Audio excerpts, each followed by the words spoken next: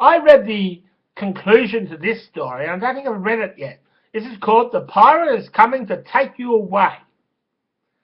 You see, I was aboard the pirate ship. I was Blackbeard the pirate, and every day I sailed into shore to capture kids from their families who were socializing on the beach.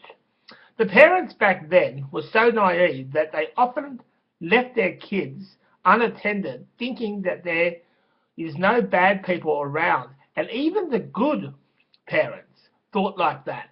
And Blackbeard had a field day with that, capturing these kids and putting them in the dungeon in his ship. And after he left one beach, he would go to another and another to grab some more kids. But he had no intent of grabbing adults, because adults were bigger, and besides which, it is harder to take them down to the dungeon. And that is what Blackbeard thought anyway. So Blackbeard just stuck with kids. And he found it easy because kids weren't as tough back then because of this. And after he finished snatching kids from the Caribbean, he went to the United States and snatched kids from California and New York, and it left families outraged. And then Blackbeard, with about 20,000 kids on his ship, and decided to travel around the earth, stumbling across this giant island that we now know as the Soviet Union.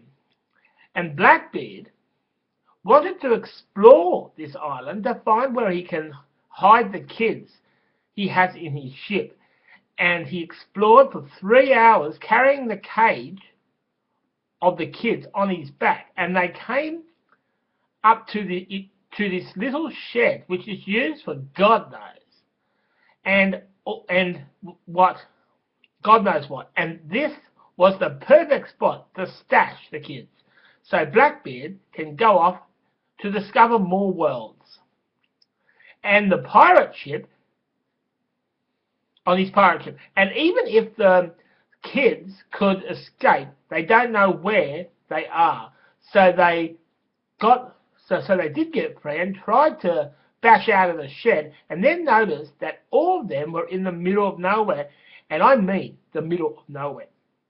They walked till they found a little town, which we now know as Moscow, and the townsfolk welcomed the kids with open arms. And when the kids said, "An evil pirate captured us all off the beaches and took us here, we have no idea where those pirates are now." And the sheriff said, "Okay, we get some of our best men to track this pirate down, because he must be stopped." And then Blackbeard was sailing near the Finnish coast when some of the locals noticed a ship in the distance and didn't think much of it, but the sheriff took no chances and told everyone to leave the beach, as this could be a way to capture Blackbeard once and for all.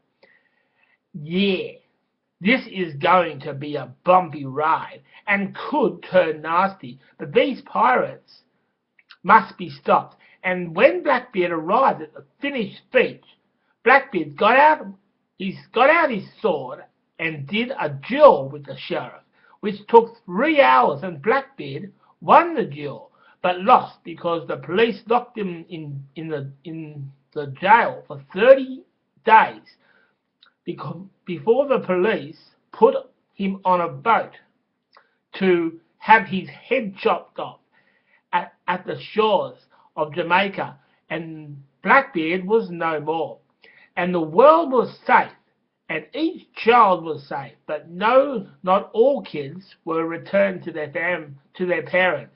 You see, Blackbeard could have caused a lot of family grief by having parents and kids apart from each other, as well as being alive. And Blackbeard's head was hanging on the boat as a symbol that pirates destroyed family life but not forever.